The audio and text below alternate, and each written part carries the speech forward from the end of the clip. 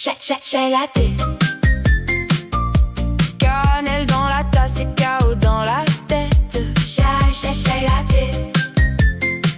On rit un peu fort pour oublier qu'on doute peut-être. Bienvenue sur Chai Latte, votre épisode sort tous les lundis à 6h du matin sur YouTube et sur toutes les plateformes d'écoute. J'ai Fanny de Martigues avec moi, j'ai Cinzia de Lyon et Paris également. On va évoquer un sujet qui parle à tout le monde, encore une fois bien évidemment.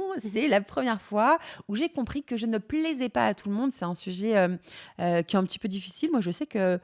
il est encore compliqué aujourd'hui ce sujet pour moi parce que je sais que même comme là, quand on est devant le micro, souvent après avoir pris la parole, je me dis je sais pas, il y a des moments où on enregistre des épisodes et juste après je me dis j'ai parlé de ça et tout, on va penser vraiment que je suis une mauvaise personne et tout parce qu'on se livre vraiment sans filtre parce qu'on a l'impression que personne n'est là avec nous. On a Gessim qui est un super gars et qui est là pour nous produire derrière et on se sent tellement à l'aise avec lui que du coup, moi, je sais que quand je parle, je le regarde.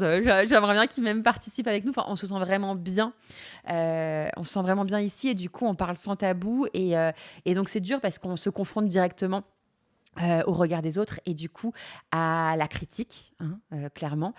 Donc, ça va être possible. Et voilà, ça nous atteint parce que l'ego parle aussi dans le sens où je veux être aimée, la petite fille à l'intérieur, je veux être aimée. Moi, je sais que c'est difficile pour moi et que le cerveau, il est comme ça, il va retenir le négatif, il est fait comme ça. Et que sur 1500 commentaires incroyables sur les réseaux, le méchant ou le mauvais ou le même véridique, genre je t'aime pas, mais c'est normal, on peut pas plaire à tout le monde, mais encore une fois, cette phrase, elle est difficile. Pourquoi? Et du coup, elle va me toucher. Je sais pas, Fanny, toi, comment tu vis les choses par rapport à ça? Ouais, moi aussi, ça me parle plutôt, comme tu dis, comme un peu tout le monde, je pense. Effectivement, moi, je dirais que j'ai mis beaucoup de temps avant de me connaître, déjà. J'ai toujours été en suradaptation, tu vois, toujours la petite fille parfaite, entre guillemets. Voilà, ma mère a vécu des choses difficiles. Enfin, ma mère a été abandonnée à la naissance, tout ça, donc beaucoup de souffrance. Mon père s'est suicidé quand j'étais bébé, donc beaucoup de souffrance aussi. Il était hors de question que moi, humainement parlant, je puisse faire du mal à ma maman qui me donne tout et qui a déjà énormément souffert, tout ça. Donc, c'est vrai que, voilà, on me posait, tu vois, hop, voilà, nickel, très bien, ça c'est Fanny. Donc, voilà, toujours le smile, toujours à pas trop parler, etc. Donc, c'est vrai que j'ai toujours été un petit peu dans ce côté à me suradapter, à toujours, tu vois, un peu caméléon, genre selon avec qui tu es, même en grandissant. Du coup, je peux avoir des discussions avec des gamins de 5 ans, comme je peux avoir des discussions avec des papis de 90. Et voilà, ce côté où j'arrive à m'adapter un peu partout. Et c'est bien et c'est pas bien en même temps, tu vois. Parce que du coup, j'ai dû vraiment beaucoup travailler sur moi aussi pour finalement, moi, me connaître et du coup, moi, m'aimer tout simplement. Parce que c'est bien beau que tout le monde m'aime. Parce que là, pour le coup, j'ai personne qui peut... elle me donne tout ce que je veux, quoi. C'est ça, en fait. En amitié, je donnais tout ce que la personne avait besoin de recevoir. En amour, pareil. Et dans tout, finalement. J'étais pas parfaite, attention, bien entendu. Mais en tout cas, je faisais tout pour l'être aux yeux de la personne que j'avais en face. Ça veut dire que j'étais même pas parfaite pour moi. Ou parfaite, entre guillemets, voilà, comme je voyais moi la perfection. Non, c'était vraiment face à la personne que j'avais à chaque fois en face de moi. Et ça, le travail, il a été très dur et j'ai mis vraiment beaucoup de temps avant de comprendre un peu qui j'étais, ce qui me plaisait, par exemple, tout simplement, même qu'est-ce que j'aime dans la vie. Tu vois, tu m'aurais posé cette question il y a peut-être 10 ans, je sais pas trop, quoi, tu vois, alors que j'étais déjà adulte et tout ça, mais c'est vrai que, je sais pas, je réfléchissais aux passions de ma mère, par exemple, tu vois, vu que je la suivais partout, tout ce qu'elle faisait, je le faisais avec elle, et du coup, j'étais l'image que les gens avaient besoin de voir, finalement, entre guillemets, quoi. Et du coup, ouais, pour moi, ce côté on peut pas plaire à tout le monde, aujourd'hui, je le comprends vraiment. Parce que... et puis, en fait, j'entends qu'on ait envie de plaire, bien entendu. On a toujours envie, que ça fait toujours du mal, comme tu disais. Tu vois, par exemple, un commentaire, moi, c'est ça qui m'a le plus marqué. C'est trop con, mais vraiment, le commentaire désobligeant, malgré le fait que nous, tu vois, sur Instagram, on fait tout un travail. Je veux dire, c'est pas pour nous, c'est pour vous. Quand on vous donne des exercices, des machins et tout, c'est vraiment pour vous. Vous en faites ce que vous voulez. Si vous appréciez le travail, c'est chouette. Si vous l'appréciez pas, passez votre tour. Passez votre chemin, enfin voilà, et c'est ce qu'on se dit. Et c'est vrai, quand tu reçois oui mais ça est scientifique, et si justement comme tu disais, oui mais ça c'était c'est vrai que ça fait mal, ou même tout simplement dire, on avait une vidéo avec Alicia où je crois qu'il parlait un peu de mon poids, du style, il faudrait peut-être qu'elle mange déjà avant de, tu vois. Quelqu'un qui a dit ça? En fait, on avait fait de l'EFT, on parlait justement pour la perte de kilos émotionnels. Mais frère, ok, je suis d'accord, j'ai pas de poids à perdre, ça c'est certain. Mais je fais en fait une vidéo c'est pour vous, encore une fois. Elle n'est pas pour moi, cette vidéo, c'est pour vous montrer, et c'est tout. Et c'est vrai que sur le coup, ça m'a pas énormément touchée. Aujourd'hui, quand j'y pense, je me dis, en fait, moi, c'est pas ça qui m'a touchée le plus. Mais tu vois, par exemple, Alicia, en fait, je le prends à l'envers et je me dis, Alicia, qui, elle, peut-être est un petit peu plus en surpoids que moi, on va dire, en vrai, ça voulait dire, elle en a besoin, et elle en a pas besoin, tu vois. Je le prends le truc un peu à l'envers, mais en fait, ça, je me dis, c'est presque finalement de la méchanceté gratuite et tout, tu vois, et je sais pas, je suis pas fan de tout ça. Et en même temps, j'entends que non, c'est sûr, je peux pas plaire à tout le monde, c'est certain. Je suis comme je suis et j'essaye d'être la meilleure version de moi-même. Le but étant de me plaire à moi-même déjà. Comme je l'ai déjà dit, j'aurais aimé avoir une amie comme moi-même, comme je suis. Et du coup, j'essaye d'être cette amie pour moi-même. Et je pense que c'est ça qui compte finalement. Et le regard des autres, il aura toujours un impact malgré tout. Aussi minime soit-il, je ne dis pas qu'il faut que le regard des autres doit toujours avoir de l'importance, parce que non, pas du tout.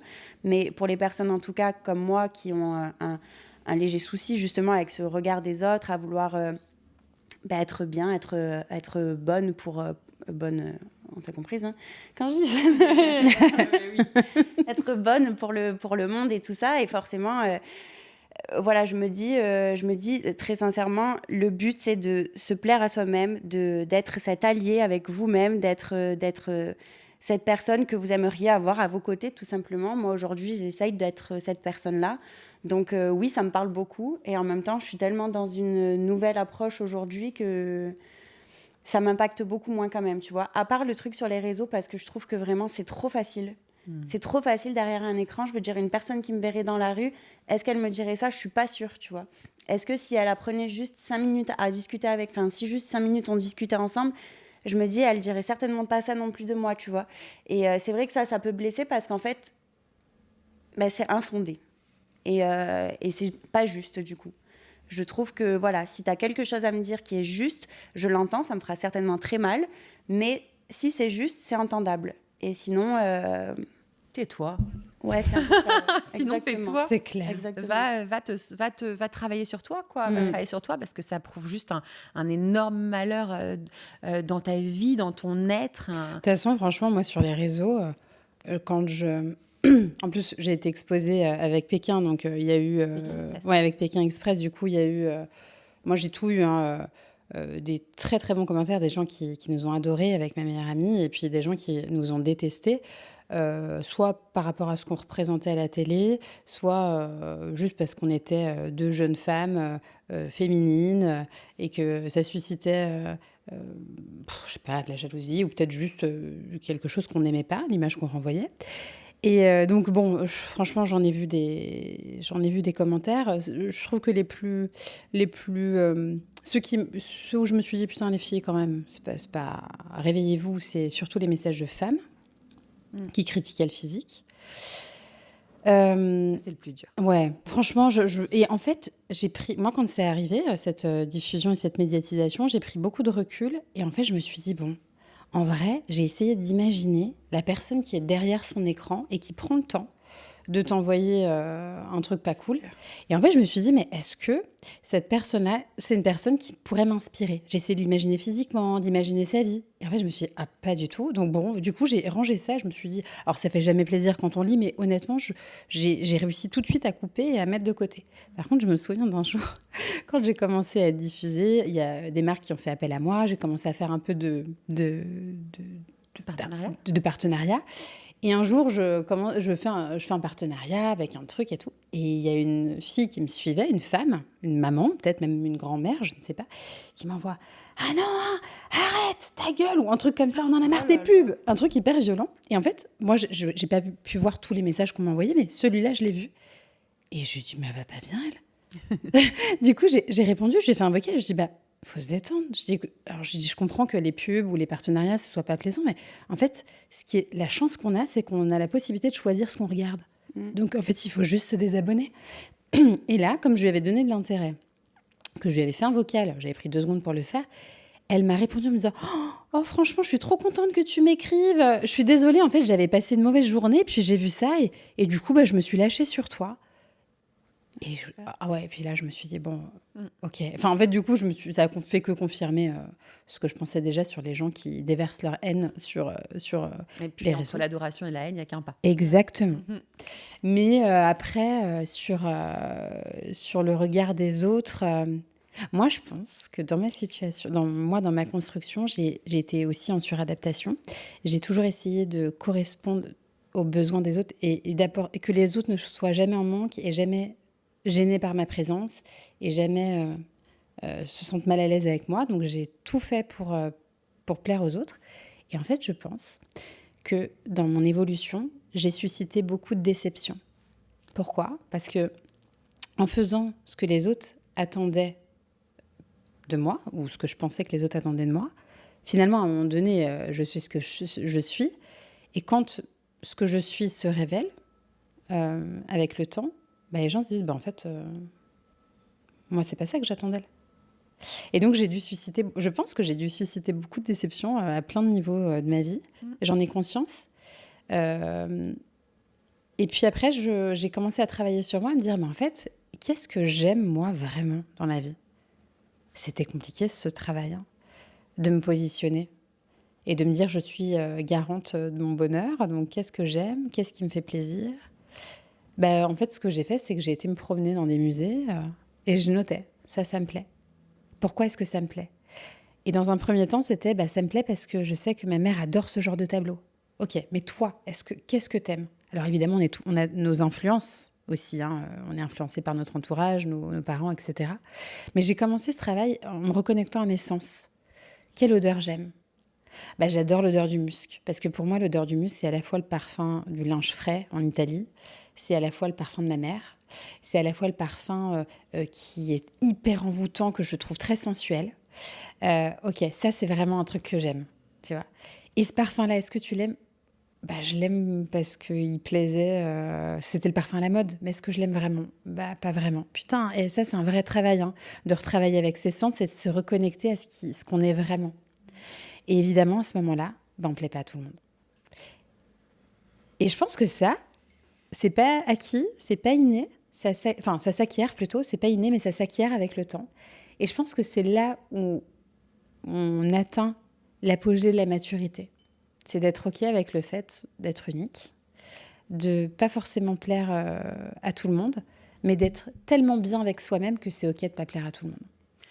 Donc vous deux, en tout cas, ce que j'entends, Fanny et Cinzia, c'est que vous avez eu la même construction, la suradaptation.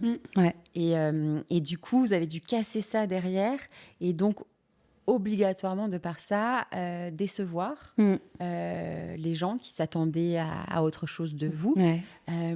Et donc, du coup, quel pourrait être, parce que je pense qu'il y a beaucoup de personnes qui nous écoutent qui vivent ça et ressentent ça et voilà, ont eu une suradaptation. Donc moi, j'étais vraiment la rebelle, donc c'était clairement pas... Je m'adapte occasionnellement. Mais... Oui, c'est vrai que finalement, toi, dans ta personnalité, tu as été l'inverse. J'ai été l'inverse, donc du coup, ça m'intéresse, ce que vous avez vécu. Et du coup, quelle chose vous avez en commun que vous avez de par ça ? Qu'est-ce que vous avez fait pour vous en défaire ? Parce que je pense qu'il y a beaucoup de personnes qui veulent, pour être acceptées, enfants, par leurs parents, veulent s'identifier à eux, mais au bout d'un moment, et c'est normal dans la construction de l'enfant, et ça je l'ai appris en sexo, lors de ma formation en sexo, dans le développement de l'enfant, après on a l'adolescent et tout, que obligatoirement pendant l'adolescence, c'est le moment où tu dois te rebeller. C'est nécessaire que tu te rebelles parce que tu formes ta propre entité, tu deviens toi vraiment. Et donc du coup, à ce moment-là, ça a peut-être été dur pour vous, j'en sais rien. Pour petit à petit comprendre, vous avez chacune, vous êtes toutes les deux posé les mêmes questions. C'est ça qui est drôle d'un point de vue extérieur, de qu'est-ce qui me plaît vraiment. Non, ça plaît à ma maman. Donc qu'est-ce qui me plaît vraiment ? Tu sais quoi, je crois que j'ai un truc qui me vient là, c'est que en fait, je cherchais à être aimée. Et c'est complètement naturel quand tu es une petite chose, quand tu es un enfant, être aimé, c'est être protégé et c'est survivre. Et en fait, je pense qu'à l'adolescence, quand je me suis construite et puis en devenant une jeune femme, j'avais compris que pour ma survie, dans ce monde, il fallait que je cherche non pas à être aimée, mais à être respectée. Et du coup, j'ai changé le curseur. Et pour être respectée, eh ben, il faut être profondément soi-même. Enfin, il faut incarner ce que tu es, tu vois. Et donc, du coup, j'ai plutôt cherché à me rapprocher de moi, ce qui m'a éloignée des autres, mais ce qui a suscité, du coup, au lieu de susciter de la déception et puis du mépris, etc., bah, finalement, les gens qui m'approchaient pour ce que j'étais, et c'est ça qui a nourri, qui a fait « Ok, je suis en bon chemin », du coup, étaient là pour les bonnes raisons. Et puis pour les mauvaises. Donc, il y a moins de monde, mais il y a des gens qui sont vraiment là pour ce que je suis. Toi, Fanny ? Ouais, je te rejoins plutôt.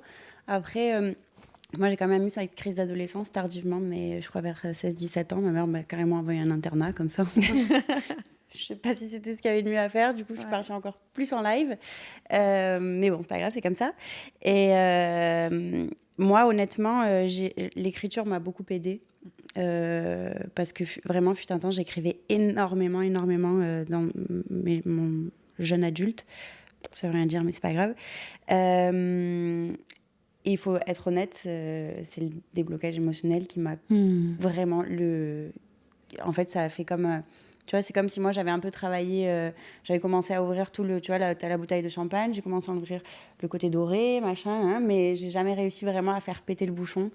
Et le déblo, par contre, là, j'ai compris que dans tous les cas, en fait, c'était moi. C'était ma vie à moi, c'était moi qui comptais. Et ça me faisait de la peine parce que je savais que j'allais faire de la peine aussi à certaines personnes. Je savais que j'allais devoir m'éloigner. Et je me suis éloignée de beaucoup de monde. Aujourd'hui, voilà, j'ai un cercle qui est vraiment très, très restreint. Mais en fait, ça me va, quoi. Je m'en fous, c'est ma vie, quoi. Et ça ne veut pas dire que je ne laisse pas entrer de nouvelles personnes, tout ça. Mais encore une fois, ces nouvelles personnes, si elles viennent, elles savent pourquoi. Elles savent pourquoi elles sont là, quoi. Voilà. Sont là pour toi, pour Fanny. Pas Fanny qui plaît ou qui fait plaisir. Ah ouais, j'étais trop gentille, quoi. Trop. Je suis profondément gentille et je le serai toujours. Et je pense que c'est une vraie qualité. Hein. Mais plus à tes dépens. En fait. Ouais, non. Après, à mettre tes limites, à poser tes limites. Avec le déblo, elles se mettent. Hein, en fait, t'as pas le choix, quoi. Enfin, ça, c'est ça, c'est clair. Faites un déblo. Oh là là, non, pour ça, c'est incroyable. Faut le dire, hein, je suis très honnête, c'est vraiment... pourtant j'ai fait plein de choses, mais c'est vraiment le truc qui a été vraiment l'élément déclencheur, quoi. Ouais, c'est un vrai booster, ce déblo. Voilà. Ouais, et du coup, si vous aviez des conseils, alors en plus du déblo, là, sur des plus petites choses, que le déblo, on vient travailler sur le corps en profondeur, donc effectivement, il y a le vrai toi qui ressort, et il se passe tellement de choses quand ton corps se nettoie que, effectivement, ça arrive en premier, hein. C'est vraiment le truc, c'est tu t'affirmes, c'est comme ça c'est vraiment... Tout ce que tu supportais avant, difficilement, là, tu le supportes plus. Et voilà, il y a un respect qui s'installe, et c'est super. C'est vraiment le truc qui ressort en premier avec tout le monde. Mais du coup, si vous aviez des petits tips à donner... Moi, reconnexion au sens, à tes propres sens. En fait, stimuler tes sens, c'est-à-dire si tu ne sais plus qui tu es, si tu ne sais plus ce que tu aimes, vraiment, ok, prends des œuvres d'art, interroge-toi si tu aimes ou pas. Et tu as le droit de ne pas aimer. Et tu as le droit d'aimer, même si ça ne correspond pas aux critères de tout le monde.